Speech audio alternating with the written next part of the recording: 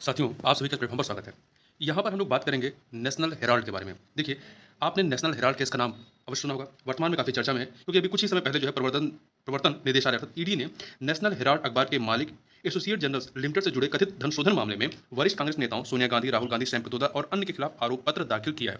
इस वजह से पहले भी काफ़ी चर्चा में रहा है और वर्तमान में फिर से जो है नेशनल हेराल्ड केस चर्चा में आ गया है। तो हमारे परीक्षा के दृष्टिकोण से नेशनल हेराल्ड के बारे में जानना ज़्यादा जरूरी है क्योंकि इससे प्रश्न बन सकता है। वर्तमान में काफ़ी चर्चा में है, तो हम इस वीडियो में बात करेंगे नेशनल हेराल्ड के बारे में कि आखिर ये नेशनल हेराल्ड क्या है। ठीक है, हम इस केस में नहीं जाएंगे कि केस में क्या हो रहा है क्या नहीं, हम सिर्फ नेशनल हेराल्ड के बारे में बात करेंगे, इतिहास और इसके वर्तमान के बारे में। तो देखिए, नेशनल हेराल्ड जो है ये एक अखबार है, ध्यान रखिएगा। नेशनल हेराल्ड अखबार की शुरुआत 1938 में 1938 में, तो आज़ादी के पहले भारत के प्रथम प्रधानमंत्री और राहुल गांधी के परनाना जवाहरलाल नेहरू ने इसकी शुरुआत की थी। यह अखबार एसोसिएटेड जर्नल्स लिमिटेड अर्थात जिसे शॉर्ट में एचएएल कहा जाता है द्वारा प्रकाशित किया जाता था, जिसकी स्थापना 1937 में 5000 अन्य स्वतंत्रता सेनानियों के शेयर धारकों के साथ की गई थी। ध्यान रखिएगा, ये कंपनी 1937 में स्थापित होती है और इसके द्वारा नेशनल हेराल्ड जो अखबार है 1938 में प्रारंभ होता है। ध्यान रखिएगा एक बार कि नेशनल हेराल्ड जो अखबार या न्यूज़पेपर था ये इंग्लिश में प्रकाशित होता था।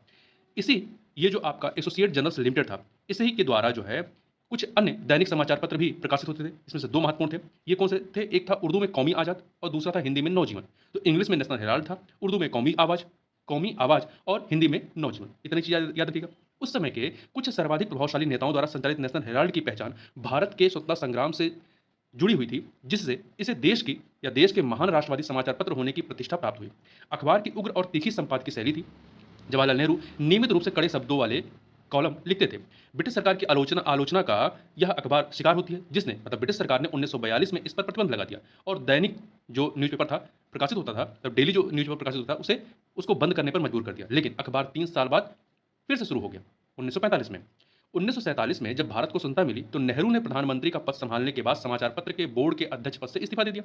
लेकिन कांग्रेस पार्टी ने अखबार की विचारधारा को आकार देने में बड़ी भूमिका निभाना जारी रखा।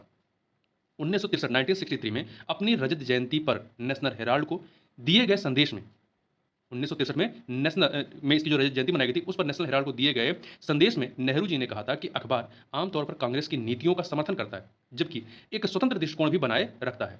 नेशनल हेराल्ड भारत के कुछ बेहतरीन पत्रकारों के संरक्षण में अग्रणी अंग्रेजी दैनिकों में से एक बन गया। मतलब जो अंग्रेजी का अखबार था डेली प्रकाशित होता था। हालांकि इस अखबार को कांग्रेस पार्टी द्वारा वित्त पोषित किया जाता रहा है, लेकिन वित्तीय कारणों से 2008 में अखबार का संचालन फिर से बंद हो गया। 2016 में इसे डिजिटल प्रकाशन के रूप में फिर से शुरू किया गया। वर्तमान में जो इसका प्रकाशन होता है वो डिजिटल फॉर्म में होता है। तो इतनी कहानी आप नेशनल हेराल्ड के बारे में याद रखिएगा और उसी समय कौमी आज़ाद और हिंदी में नवजीवन के बारे में भी याद रखिएगा, जो हमारे परीक्षा के दृष्टिकोण से महत्वपूर्ण है। तो इस वीडियो में बस इतना ही। मिलते हैं नेक्स्ट वीडियो में, तब तक के लिए बहुत बहुत धन्यवाद।